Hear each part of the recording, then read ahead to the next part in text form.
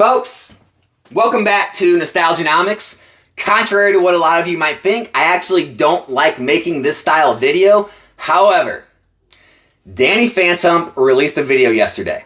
It was shared on my Discord. A lot of conversation was had about it on my Discord, so I took the time to watch it all the way through.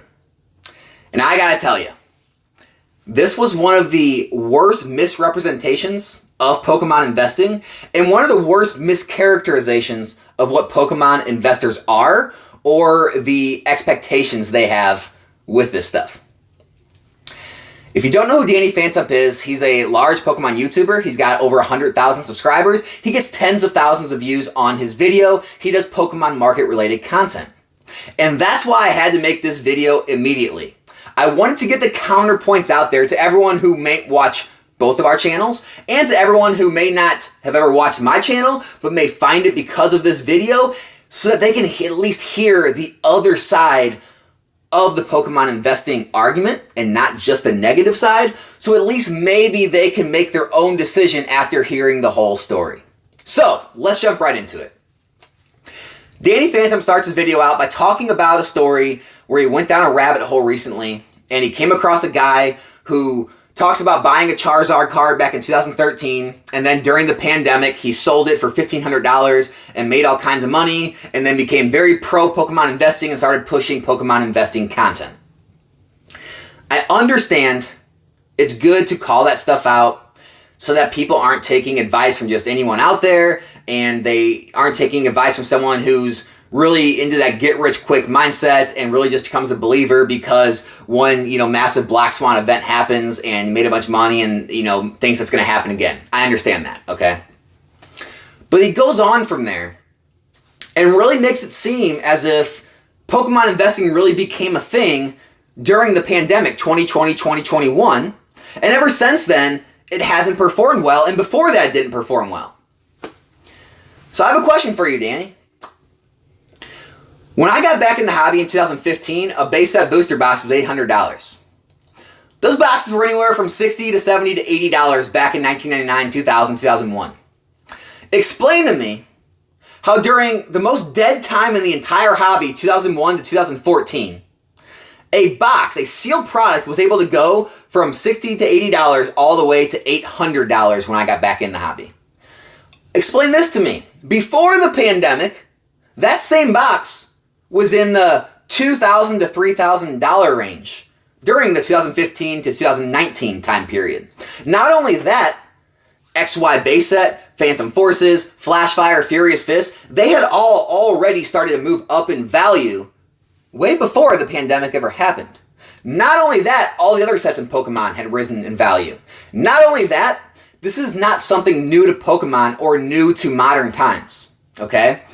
Sealed product has always risen in value in a plethora of TCGs and CCGs for years and years and years and years and years. So much so, it was actually common for store owners to put away some sealed product from each set that got released, so that in hopes at the end of their career in 30, 40 years, and they were to close down their business or sell their business, they could sell off all of that sealed product that had risen in value all those years as sort of a nest egg, a retirement from their local game store, their game TCG business.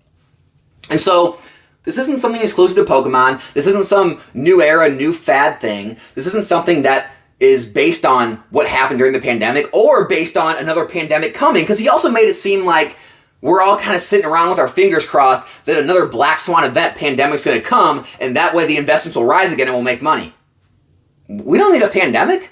This stuff was rising before the pandemic. It's rising after the pandemic. So much so that if you actually go look at the prices of what these were selling for during the heights, during the peaks of the pandemic compared to now, you'd be surprised that a good amount of XY and Sun and Moon sets are actually higher now than their peaks during the pandemic. They're seeing new peaks now. We're seeing more resurgence in sealed product than we even saw back then. Well, how is that? How is that? Especially in a time where we're told Pokemon market's down. Not only that, I did a video a little while back, and I actually did the numbers. If you'd have bought one booster box or one booster case, from XY base all the way through now, right? All of modern sealed, you'd actually be up about 522% in the past 10 years, which actually outpaces any S&P index or mutual fund, even with compounding interest and reinvesting the dividends.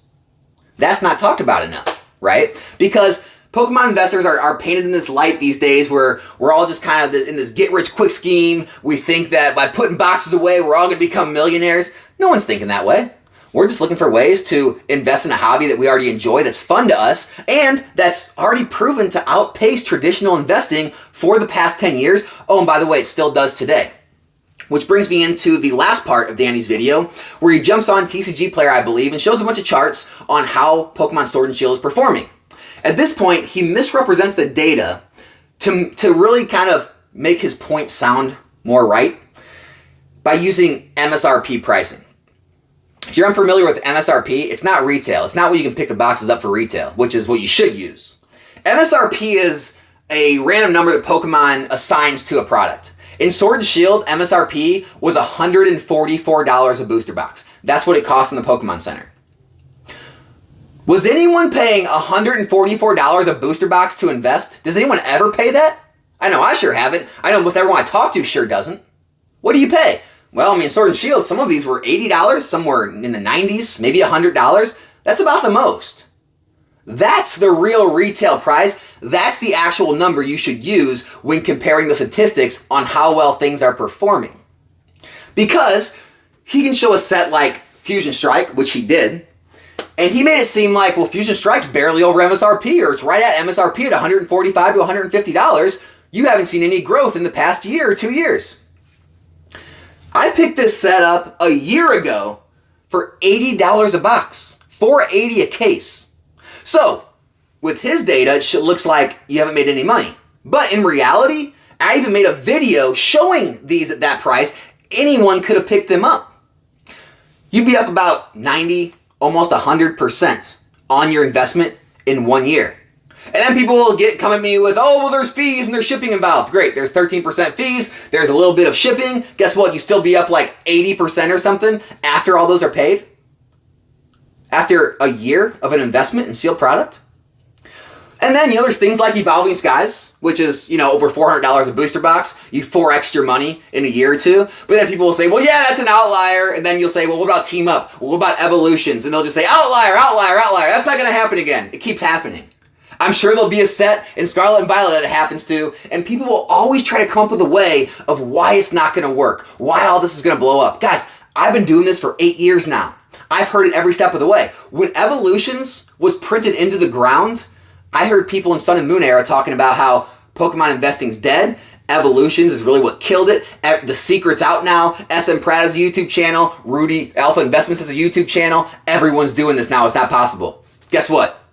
Everything still went up. And then when Hidden Fates came out and the pandemic happened, more people entered the hobby. And you heard even more and more how, okay, so this is not going to be possible. Things aren't going to rise in Sword and Shield. Everything's still rising.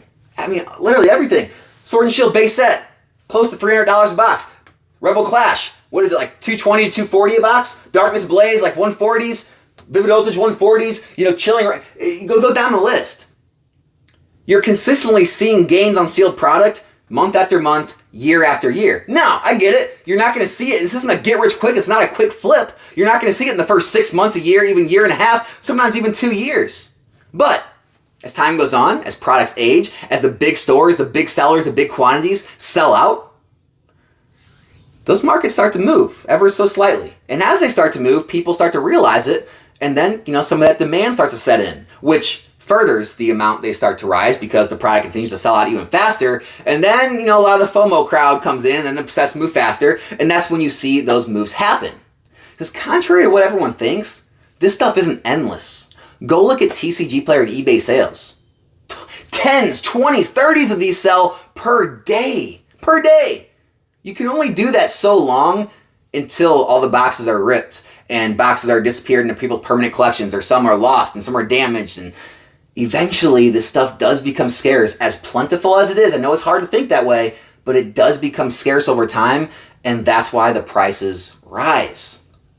And so the misrepresentation I'm talking about is misrepresenting the fact that the thought process of Pokemon investors is that, we're all going to become overnight millionaires investing in this stuff. That's never been the case.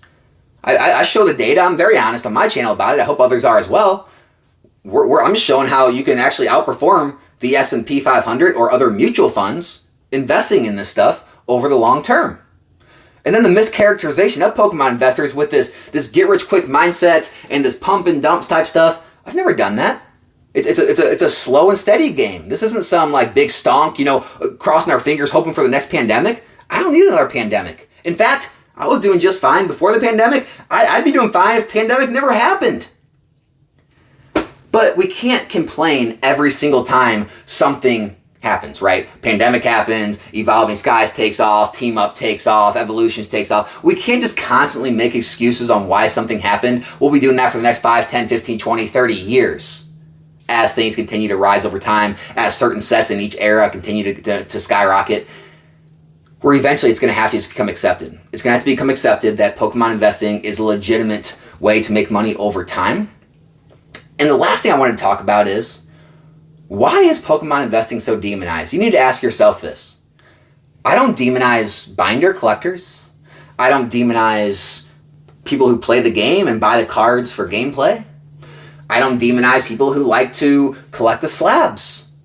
I don't demonize people who like to enjoy the hobby or other hobbies in any way they want. So why is it that the sealed investors always get demonized for enjoying the hobby the way they want to enjoy it?